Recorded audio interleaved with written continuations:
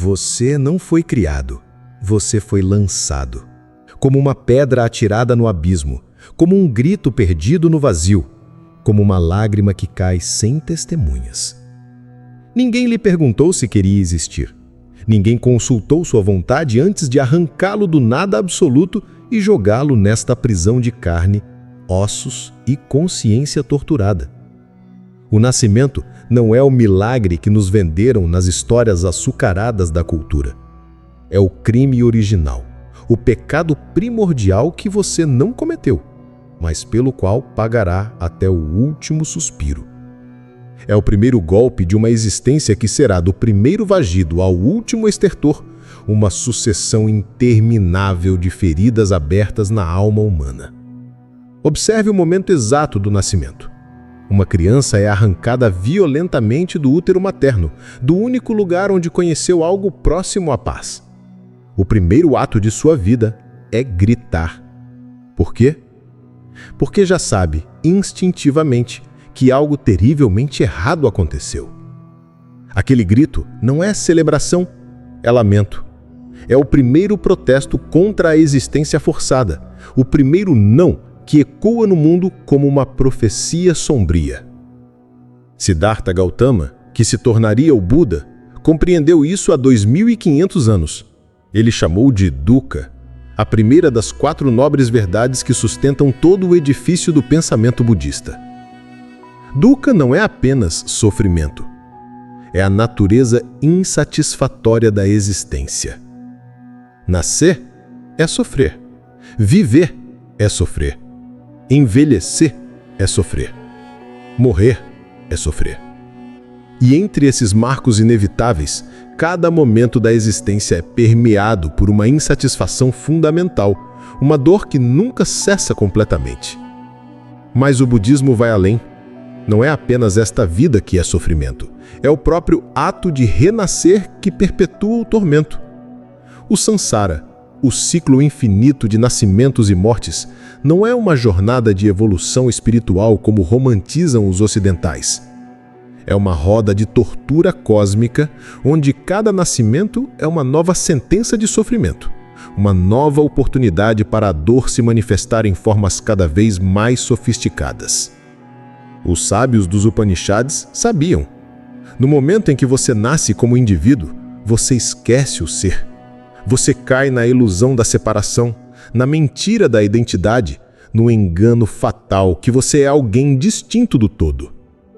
Mas essa individualização é precisamente o problema. Você não é. Você nunca foi. Você é apenas uma onda temporária no oceano da consciência universal, uma perturbação momentânea na superfície lisa do absoluto. Antes de nascer, você era Brahman, puro, indivisível, eterno. Depois de nascer, você se tornou Jiva, limitado, mortal, condenado ao sofrimento. A individualização é a queda original, muito anterior ao mito cristão de Adão e Eva. É a queda metafísica que acontece toda vez que a consciência universal se fragmenta em consciências individuais. Arthur Schopenhauer, o filósofo que teve a coragem de olhar a existência sem os óculos cor-de-rosa do otimismo, observou com a frieza de um anatomista da alma: a vida oscila entre a dor e o tédio, e o nascimento é o bilhete de entrada para este espetáculo grotesco. Você não comprou esse bilhete. Você não escolheu assistir a essa peça trágica. Ele foi enfiado em suas mãos por uma força cega, que não conhece piedade, não conhece compaixão, não conhece arrependimento. Essa força, Schopenhauer a chamou de vontade, com V maiúsculo, para distingui-la das nossas pequenas vontades individuais. A vontade é a coisa em si por trás de todos os fenômenos, a energia fundamental que move o universo. Mas ela não é divina, não é sábia, não é benevolente. Ela é simplesmente vontade de existir. Vontade de perpetuar-se, vontade cega e irracional que usa todos os seres vivos como instrumentos da sua própria continuação. O taoísmo antigo compreendeu a tragédia metafísica com uma clareza cristalina. Nascer é sair do tal, é cair no mundo das formas, é entrar na dualidade onde tudo que existe é imperfeito, incompleto, destinado ao sofrimento e à dissolução. Lao Tzu escreveu sobre o estado anterior ao nascimento como estado de perfeição absoluta, o Wu-Wei, o não fazer, a ação sem ação, a existência sem existência. Antes de nascer, você estava em casa. Você era o próprio tal, indivisível da fonte de todas as coisas. Depois de nascer, você se tornou um exilado eterno, condenado a vagar pelo mundo das 10.000 coisas, buscando desesperadamente um retorno à unidade original que perdeu no momento da concepção. Zhuangzi, o segundo grande mestre taoísta, contou a parábola do homem que sonhava ser borboleta. Ao acordar, ele não sabia se era um homem que havia sonhado ser borboleta ou uma borboleta sonhando ser homem. Essa confusão ontológica é precisamente a condição de todo ser nascido. Você não sabe mais quem é você, porque o nascimento te jogou num mundo de ilusões, onde a identidade é apenas um sonho dentro de outro sonho. O nascimento é o primeiro passo para fora da realidade e para dentro da ilusão. É o momento em que a consciência pura se entrega à Maya, a ilusão cósmica que faz você acreditar que este mundo de formas e separações é real. Mas ele não é. É apenas um espetáculo de sombras projetado na parede da caverna platônica, e você foi forçado a entrar nessa caverna no momento em que nasceu. A vontade não pergunta, a vontade não negocia, a vontade não pede licença, a vontade simplesmente quer, e você é um instrumento temporário dessa vontade cega, surda, muda e implacável que move o cosmos inteiro como uma máquina de tortura infinitamente sofisticada. Você pensa que vive? Você apenas sobrevive. Você pensa que escolhe? Você apenas obedece aos comandos de uma força que não conhece razão, não conhece moral, não conhece limites, não conhece compaixão. A vontade quer se perpetuar. E você é apenas uma ferramenta descartável nessa máquina cósmica de reprodução e sofrimento. Pare um momento e observe sua própria existência com honestidade brutal. Quantas das suas decisões são realmente suas? O desejo de comer quando sente fome, esse desejo nasceu em você ou foi programado em você pela necessidade biológica de manter o corpo funcionando? O impulso sexual que o atormenta, essa é sua escolha consciente ou é a vontade da espécie usando seu corpo como veículo para sua própria perpetuação?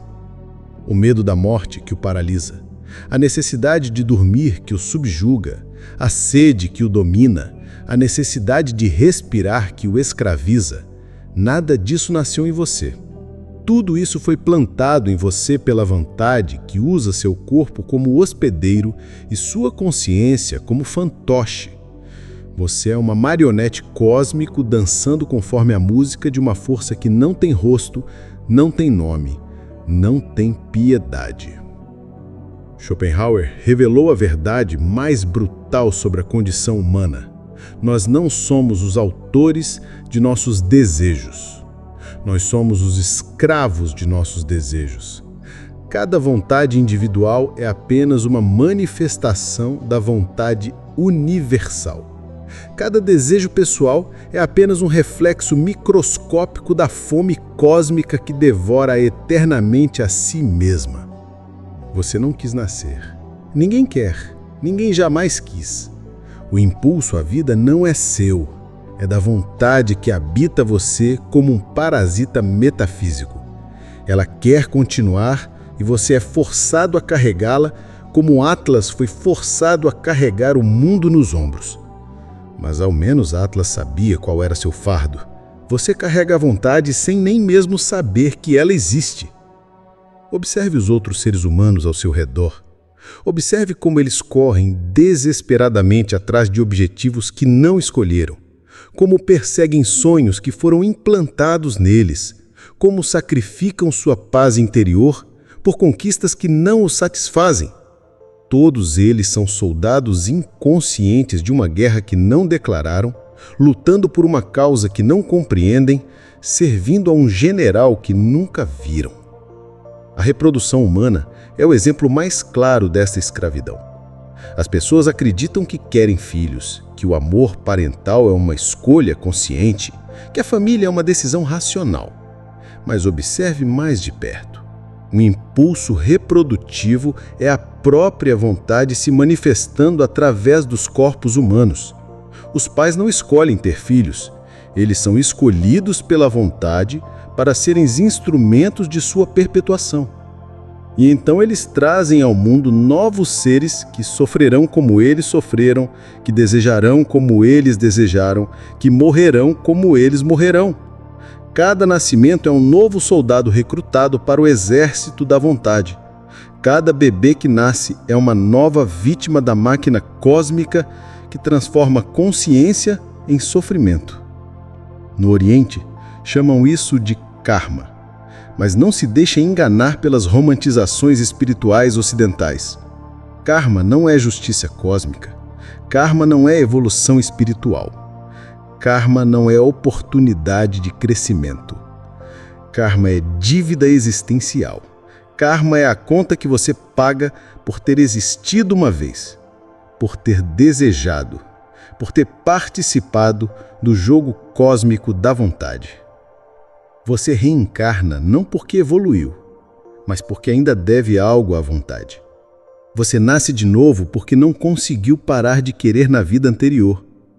Cada nascimento é uma cobrança. Cada vida é uma prestação dessa dívida impagável que você contraiu simplesmente por ter existido uma vez. O sistema de castas hindu, em sua brutalidade honesta, revela essa verdade. Você nasce na posição social que merece, baseado em suas ações passadas.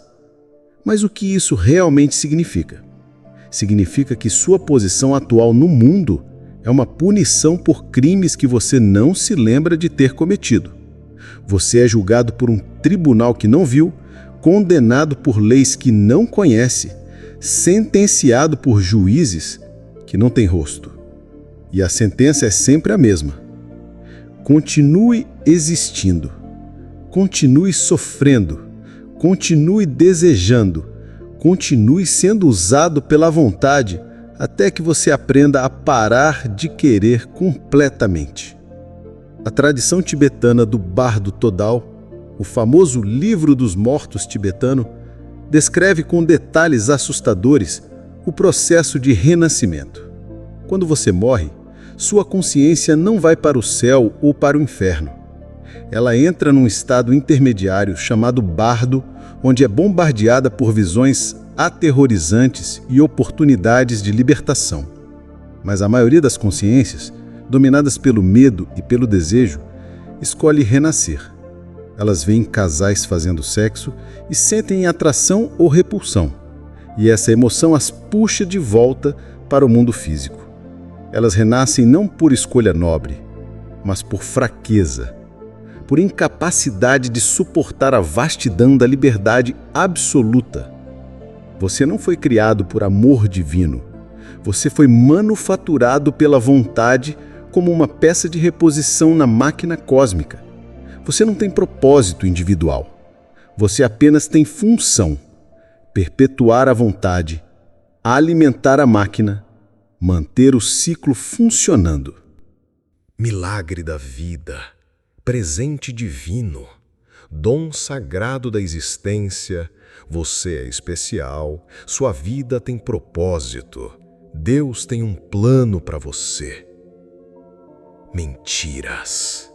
Mentiras doces como morfina injetada diretamente nas veias da consciência para anestesiar a dor insuportável de estar vivo. Mentiras necessárias como o ar que respiramos, porque sem elas, a humanidade inteira se jogaria de penhascos em massa numa revolta desesperada contra a existência forçada. A sociedade embala o nascimento em romantismo porque precisa que você se reproduza, que você perpetue o ciclo, que você alimente a máquina social com novos trabalhadores, novos consumidores, novos soldados, novos contribuintes. Toda criança que nasce é uma nova vítima do engano coletivo, mais alguém que será jogado na arena gladiatorial da existência para lutar contra a dor, a doença, a velhice e a morte, enquanto a multidão aplaude e grita: "Que espetáculo maravilhoso!" Mas olhem ao redor com olhos despidos de ilusão. Onde está o milagre? Na criança que nasce com defeitos genéticos e passará a vida inteira lutando contra um corpo que atrai? No jovem que desenvolve depressão aos 15 anos e contempla o suicídio como a única saída para uma dor que não consegue nem mesmo nomear? No adulto que trabalha 40 anos numa profissão que odeia para sustentar uma família que não o compreende? Na velhice que rouba a dignidade antes de roubar a vida, deixando o ser humano como um fantasma de si mesmo? Onde está o presente divino no câncer que devora as células? Onde está o dom sagrado na demência que apaga as memórias? Onde está o milagre na pobreza que esmaga o espírito? Onde está a bênção na solidão que corrói a alma? Onde está o plano divino no acidente que paralisa o corpo? Onde está o propósito na guerra que mutila as crianças? A cultura oferece anestésicos sofisticados para essas perguntas incômodas.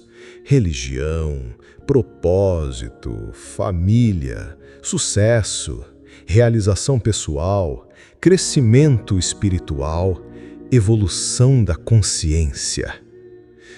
Drogas conceituais meticulosamente desenvolvidas para que você não perceba que está numa prisão sem paredes, numa sentença sem crime, numa punição sem fim.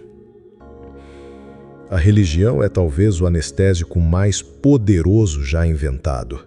Ela promete que o sofrimento desta vida será compensado numa vida futura, que existe um plano divino por trás de toda dor, que Deus permite o sofrimento porque nos ama e quer nos ensinar alguma coisa, que a vida é uma prova, um teste, uma oportunidade de crescimento espiritual. Mas observe a lógica perversa dessa proposição. Um Deus onipotente e benevolente cria seres conscientes apenas para fazê-los sofrer, alegando que esse sofrimento é necessário para o crescimento deles. É como um pai que quebra as pernas do filho e depois espera gratidão, porque a experiência de curar os ossos tornará o menino mais forte. Se Deus é onipotente, ele poderia criar seres já evoluídos, sem necessidade de sofrimento? Se ele escolhe não fazer isso, então o sofrimento não é um meio para um fim, é o próprio fim. Deus, se existe, é um sádico cósmico que se alimenta da dor de suas criaturas. A espiritualidade moderna, com seu verniz psicologizado e suas promessas de realização pessoal, é o ópio mais refinado da atualidade. Você veio aqui para aprender. Sua alma escolheu esta experiência. Tudo acontece por uma razão. Você atraiu isso para a sua vida. Esta dor é necessária para a sua evolução. Mentiras compassivas para encobrir uma verdade insuportável. Você foi jogado aqui sem razão, sem propósito, sem escolha, sem consulta prévia. Você é um acidente cósmico numa escala de tempo que torna sua existência menos significativa que um piscar de olhos. Você é um arranjo temporário de átomos que ganhou consciência por acaso e agora sofre por estar consciente de sua própria insignificância. Os antigos gnósticos, aqueles hereges cristãos que foram perseguidos pela igreja primitiva, conheciam uma versão da verdade que era perigosa demais para ser preservada. Para eles, o nascimento não é criação, é queda. O mundo material não foi criado por um Deus benevolente. Foi criado por um demiurgo malévolo que aprisiona as centelhas divinas em corpos mortais. Você não desceu à Terra para evoluir. Você caiu no mundo material como punição por ter perdido a conexão com o pleroma, o reino da luz pura. Seu corpo é uma prisão. Sua vida é um exílio. Sua morte é apenas uma transferência de uma cela para outra. Essa versão gnóstica do cristianismo foi eliminada porque era perigosa demais. Uma religião que ensina que a existência é uma punição, que o mundo é uma prisão, que o corpo é uma limitação, essa religião não serve aos propósitos de controle social. É muito mais útil ensinar que a vida é um presente, que o sofrimento é educativo, que a submissão é virtude. Mas observe os frutos dessa mentira cultural. Observe como as pessoas se tornam desesperadas quando não conseguem encontrar propósito em suas vidas. Observe como elas se sentem culpadas quando não conseguem ser gratas pela dádiva da existência. Observe como elas se torturam tentando encontrar significado em experiências que são intrinsecamente desprovidas de significado. Se a vida fosse realmente um dom, ninguém rezaria para morrer. Se existir fosse uma bênção, os hospitais psiquiátricos não estariam lotados de pessoas que não conseguem suportar o peso da consciência. Se nascer fosse um milagre, as taxas de suicídio não aumentariam ano após ano nos países mais desenvolvidos. A verdade é que a vida só se torna suportável quando você para de tentar encontrar significado nela. Quando você aceita que não há propósito, não há plano, não há razão, não há recompensa futura. Quando você compreende que a existência é apenas um acidente cósmico temporário e que toda tentativa de encontrar sentido é uma forma de auto-engano. Mas essa verdade é insuportável para a maioria das pessoas. Por isso elas se agarram às mentiras culturais como náufragos se agarram a destroços. Por isso, elas defendem com unhas e dentes as ilusões que tornam a vida tolerável. Por isso, elas atacam ferozmente qualquer um que ouse sugerir que o rei está nu. Moksha, Nirvana, Wu Wei, negação da vontade. 4 palavras de 4 tradições diferentes apontando para a mesma verdade libertadora que a humanidade descobriu independentemente em várias épocas e lugares. A única paz real está na não existência. O único céu verdadeiro é não ter que nascer de novo. Mas não se confundam, não se trata simplesmente de morrer.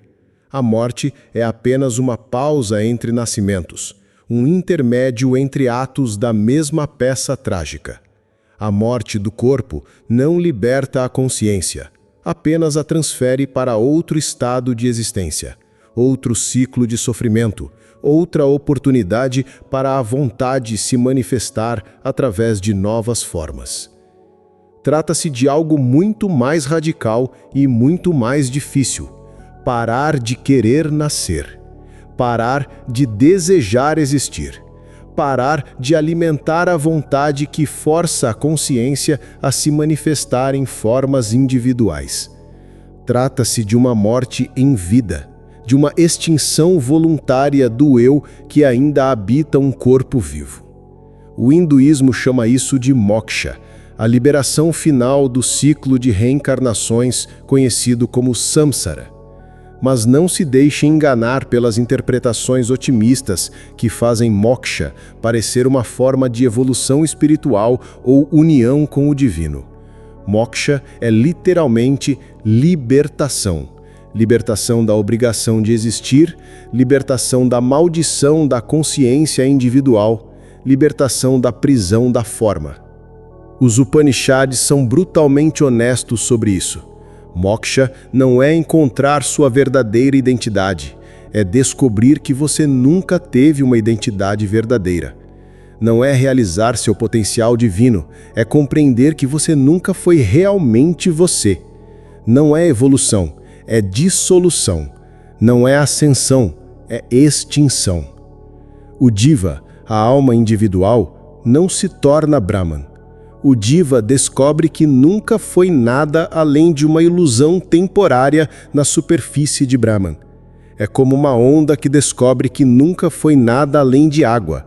A onda não se torna oceano. A onda para de existir como onda e só resta o oceano que sempre esteve lá. Adi Shankara, o maior filósofo da tradição Advaita Vedanta, explicou isso com uma clareza que deve ter aterrorizado seus contemporâneos. A liberação não é ganhar algo que você não tinha. É perder algo que você nunca deveria ter tido. É perder a ilusão de ser alguém separado do todo. O processo de moksha é um processo de subtração, não de adição. Você não ganha conhecimento, você perde ignorância. Você não desenvolve poderes, você abandona a ilusão de ser poderoso. Você não se torna iluminado, você para de estar iludido. Você não encontra Deus, você para de procurar por algo que estava sempre presente. O budismo é ainda mais radical em sua honestidade. Nirvana significa literalmente extinção, como quando você sopra uma vela e a chama se extingue. O que se extingue? O eu, a identidade pessoal, o sentido de ser alguém separado, a chama da consciência individual que queima alimentada pelo combustível do desejo. Buda nunca prometeu imortalidade, ele prometeu o fim da imortalidade forçada. Ele nunca prometeu uma vida melhor, ele prometeu o fim da obrigação de viver. Ele nunca prometeu realização pessoal, ele prometeu o fim da pessoa que busca a realização. As 4 nobres verdades do budismo são um diagnóstico médico da condição existencial humana. A vida é sofrimento, o sofrimento é causado pelo desejo, o sofrimento pode acabar e existe um caminho para acabar com o sofrimento. Mas o caminho não leva à felicidade, leva à ausência de infelicidade. Não leva à satisfação, leva à ausência de insatisfação. Não leva à vida plena, leva à ausência de vida. O nobre caminho óctuplo é um manual de instruções para o suicídio espiritual. Cada passo é um passo para fora da existência individual. Cada prática é uma prática de negação da vontade. Cada meditação é um ensaio para a extinção final. Os monges budistas que praticam verdadeiramente não estão buscando iluminação no sentido ocidental. Estão praticando para morrer. Não morrer fisicamente, mas morrer psicologicamente. Morrer espiritualmente. Morrer como indivíduos separados. Eles estão aprendendo a não renascer a cada momento, a não alimentar os processos mentais que criam a ilusão do eu. O taoísmo fala do wu-wei, a ação do não agir, o fazer do não fazer. Mas o Wei não é passividade. É a arte suprema de existir sem resistência, de viver sem apego, de respirar sem se agarrar à respiração. É a habilidade de estar presente no mundo sem pertencer ao mundo. É fazer uso da vida sem se deixar usar pela vida através do desejo. Lao Tzu escreveu sobre o sábio que age sem agir, ensina sem falar, beneficia sem possuir. Este é o portrato de alguém que já morreu em vida, alguém que continua funcionando no mundo, mas não está mais investido no mundo. Alguém que parou de nascer a cada momento, mesmo continuando a existir fisicamente. Zhuangzi levou essa filosofia ao extremo lógico. Ele celebrou a morte da sua esposa com tambores e cantos porque compreendeu que ela havia finalmente se libertado da obrigação de manter uma forma fixa. Para ele, lamentar a morte era como lamentar que alguém tinha finalmente acordado de um pesadelo. Arthur Schopenhauer, influenciado profundamente pelo pensamento oriental, chamou isso de negação da vontade. O momento em que você para de servir à força que te trouxe ao mundo e escolhe a resistência suprema. Não a resistência através da ação, mas através da inação. Não a resistência através da luta, mas através da rendição. Não a resistência através da afirmação, mas através da negação. Para Schopenhauer, O santo, seja ele cristão, budista, hindu ou de qualquer outra tradição, é simplesmente alguém que descobriu como parar de querer, como viver sem desejar, como existir sem afirmar a existência, como respirar sem se agarrar à respiração. Essa é a sabedoria mais difícil de aceitar. A liberdade suprema não é conseguir o que você quer. A liberdade suprema é não querer mais nada. Não é realizar seus sonhos, é parar de sonhar. Não é encontrar sua verdadeira vocação, é descobrir que você nunca foi chamado para coisa nenhuma. Viver como quem está de saída, respirar como quem se despede, amar como quem não voltará, trabalhar como quem não tem interesse no resultado, falar como quem não tem nada a provar, escutar como quem não tem nada a ganhar, existir como quem já não existe, o silêncio como resistência, a indiferença como sabedoria, a paz como rebelião contra a vontade que exige que você continue querendo, continue lutando, continue sofrendo. Você não pediu para nascer. Ninguém pediu. Ninguém assinou um contrato cósmico concordando em vir ao mundo. Ninguém foi consultado sobre suas preferências antes de ser jogado nesta experiência que chamamos de vida. Você foi convocado para uma guerra que não declarou, alistado para um exército que não escolheu, enviado para lutar numa batalha cujo propósito desconhece. Mas há uma diferença crucial entre a convocação militar e a convocação existencial. Do exército você pode desertar. Da vida, você pode se recusar a continuar participando, mesmo continuando fisicamente presente. Você pode se recusar a continuar nascendo, porque nascer não acontece apenas uma vez. Nascer acontece a cada momento. A cada respiração, você escolhe continuar existindo. A cada pensamento, você escolhe continuar sendo alguém. A cada desejo, você escolhe continuar alimentando a vontade que usa seu corpo como hospedeiro. A cada esperança, você escolhe continuar acreditando na mentira de que a existência vale a pena. Mas você pode parar. Pode escolher não nascer neste momento. Pode escolher não renascer neste desejo. Pode escolher não ressuscitar nesta esperança. Pode escolher a resistência silenciosa de quem compreendeu o engano e se recusa a continuar participando. Rejeitar a vida como ela é não é pessimismo, é clareza. Não é depressão, é lucidez. Não é desespero, é sabedoria. Não é doença mental, é saúde espiritual. Não é fracasso, é a única vitória possível num jogo que foi armado contra você desde o começo. A cultura patologiza essa rejeição porque precisa que você continue participando. Precisa que você continue produzindo, consumindo, reproduzindo, pagando impostos, votando, comprando, vendendo, competindo, lutando. Se muitas pessoas descobrissem que podem simplesmente se recusar a jogar o jogo, todo o sistema social entraria em colapso.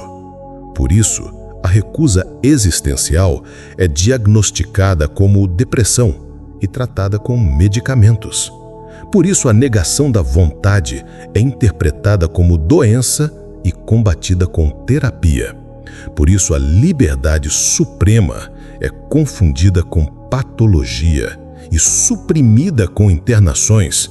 A sociedade não pode permitir que você descubra que existe uma saída. Mas a saída não é o suicídio físico. O suicídio físico é apenas uma mudança de endereço cósmico. Você mata o corpo, mas a consciência que estava aprisionada nele simplesmente migra para outro estado de existência. Pode ser melhor ou pior que este, mas ainda é existência. Ainda é a vontade se manifestando através de formas, mesmo que formas mais sutis. A verdadeira saída é o suicídio espiritual. É matar o eu, sem matar o corpo. É extinguir a identidade pessoal enquanto mantém o organismo funcionando. É como um computador que continua ligado, mas com todos os programas desinstalados. A máquina funciona, mas não executa mais nenhuma tarefa. Isso não é possível? Pergunte aos místicos verdadeiros de todas as tradições. Pergunte aos santos que perderam completamente o senso de identidade pessoal, mas continuaram caminhando pela Terra. Pergunte aos sábios que alcançaram a liberdade absoluta vivendo em corpos mortais. Pergunte aos iluminados que descobriram como morrer em vida. Ramana Maharshi, o sábio indiano do século XX, experimentou isso aos 16 anos. Ele estava deitado quando foi tomado por um medo intenso da morte. Em vez de fugir do medo, ele decidiu investigá-lo profundamente. Deitou-se como se estivesse morto e perguntou: quem está morrendo? O que é que morre? O corpo morre, mas quem sou eu? Naquela investigação radical, o jovem Ramana descobriu que não havia ninguém para morrer. O eu que ele pensava ser era apenas uma coleção de pensamentos, memórias e sensações sem substância real. Quando ele parou de se identificar com esses fenômenos mentais, o que restou não foi o vazio, foi a plenitude absoluta de não ser ninguém em particular. Ele passou o resto da vida nesse estado de morte em vida, respondendo às perguntas dos visitantes não como Ramana, mas como a consciência pura, que observa todos os Ramanas aparecerem e desaparecerem. Quando as pessoas perguntavam quem ele era, ele respondia: eu sou. Não, eu sou Ramana, ou eu sou um sábio, ou eu sou iluminado.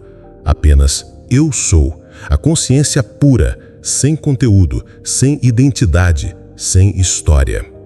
O G. Krishnamurti, outro sábio indiano ainda mais radical, chamou sua experiência de calamidade, em vez de iluminação.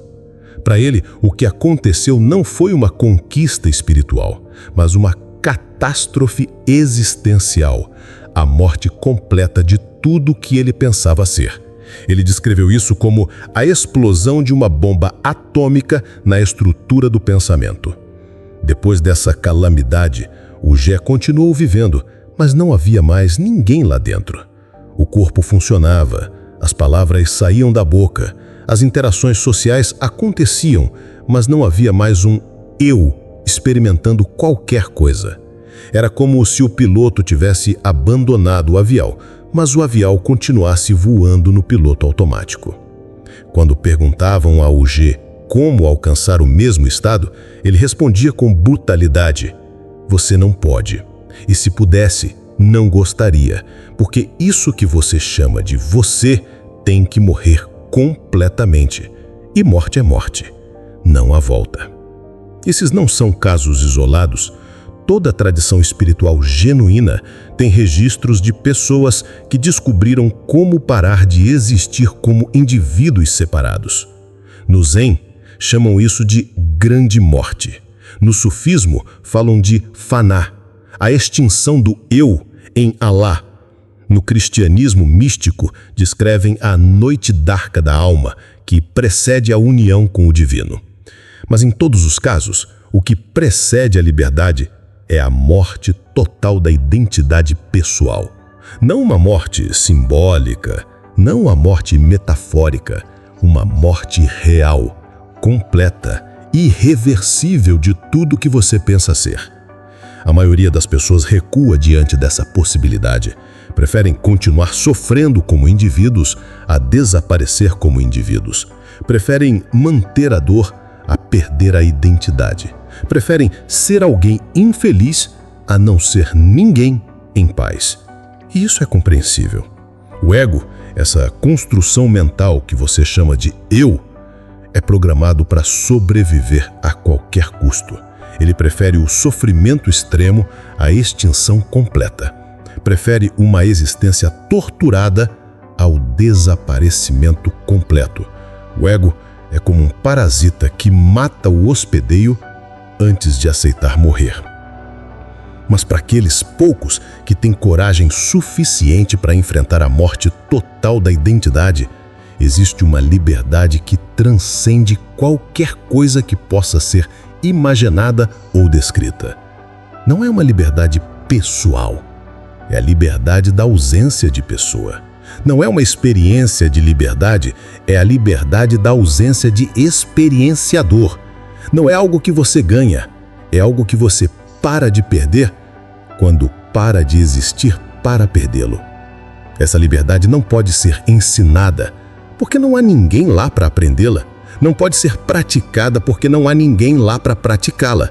Não pode ser conquistada, porque não há ninguém lá para conquistá-la. Ela simplesmente acontece quando todas as condições que sustentam a ilusão da individualidade se desfazem. E essas condições se desfazem quando você para de alimentá-las. Quando você para de reforçar a identidade pessoal através de pensamentos, memórias, projeções, expectativas, medos, esperanças, desejos, aversões. Quando você para de nascer psicologicamente a cada momento. Isso não significa que você precisa parar de funcionar no mundo. Significa que você funciona no mundo sem estar investido no mundo, como um ator que interpreta um papel sem se identificar com o personagem, como um sonhador que sonha sem acreditar no sonho, como uma onda que continua sendo onda sabendo que é apenas água. A liberdade última não é fazer o que quiser. A liberdade última é não ter mais que querer. Não é conseguir o que deseja, é não ter mais desejos que precisem ser satisfeitos. Não é controlar sua vida, é não ter mais uma vida que precise ser controlada. Você pode parar de alimentar a máquina, pode parar de servir à vontade, pode escolher a resistência silenciosa de quem compreendeu o engano e se recusa a continuar participando. Não trio através da ação, mas através da inação. Não através da luta, mas através da rendição. Não através da afirmação, mas através da negação. Não é preciso morrer fisicamente. É preciso parar de nascer psicologicamente. A cada momento, a cada respiração, a cada pensamento, você pode escolher não nascer de novo naquele desejo, naquela ilusão, naquela esperança que só traz mais sofrimento. O nascimento é ruído, a morte é silêncio. Entre um e outro, você pode escolher a quietude de quem já não pertence mais a este mundo, mesmo estando nele. Pode escolher a paz de quem já não tem mais nada a perder, porque já perdeu tudo o que era possível perder. Arthur Schopenhauer, esse anatomista implacável da condição humana, deixou escrito com a clareza de um epitáfio: se os homens fossem trazidos à vida por um ato da razão, ninguém aceitaria esse presente. Mas vocês não foram trazidos à vida por um ato da razão. Vocês foram trazidos à vida por um ato da vontade cega. A razão chegou depois, como uma luz acesa numa casa que já estava pegando fogo. E agora vocês podem usar essa razão para fazer o que a vontade nunca fez: escolher. Podem escolher continuar alimentando o fogo ou podem escolher apagá-lo. Podem escolher continuar nascendo ou podem escolher parar de renascer. Podem escolher continuar sendo alguém ou podem escolher descobrir o que resta quando não há mais ninguém lá. Você não escolheu nascer, mas pode escolher não renascer. Pode escolher a morte em vida. Pode escolher a extinção voluntária da ilusão de ser alguém separado do todo. Pode escolher a paz que não depende de circunstâncias, a liberdade que não depende de condições, a felicidade que não depende de objetos, porque você pode escolher não ser mais ninguém que precise de paz, liberdade ou felicidade. Pode escolher o silêncio absoluto, onde nenhuma pergunta precisa mais ser respondida, porque não há mais ninguém lá para fazer perguntas.